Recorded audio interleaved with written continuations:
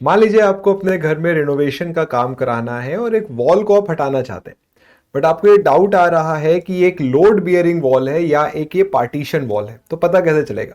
देखिए बहुत सिंपल है इस बात को समझना कि अगर आपने लोड बियरिंग वॉल ही हटा दिया, तोड़वा दी, तो पूरा स्ट्रक्चर कोलैप्स हो सकता है।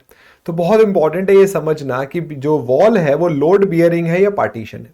देखिए लोड बियरिंग वॉल्स जो होती हैं सबसे पहले ये थिकर होती हैं और इनकी थिकनेस आपको मोस्टली 6 इंच से ज्यादा देखने को मिलेगी।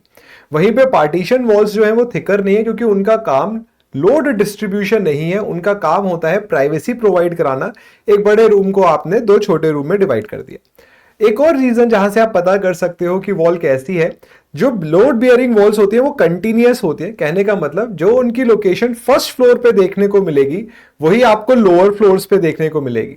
तो अगर एक सर्टेन जगह पर आपको एक वॉल दिख रही है और लोअर फ्लोर्स पे भी वो उसी जगह पर है, बेसमेंट में भी उसी जगह पर है, तो बहुत स्ट्रॉन्ग चांसेस हैं कि वो एक लोड बियरिंग वॉल ही है।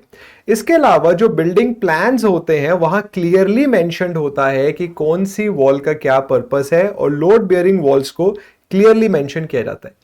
एक और तरीका जो बहुत रिलायबल नहीं है बट स्टिल आप कर सकते हैं वो है साउंड चेक।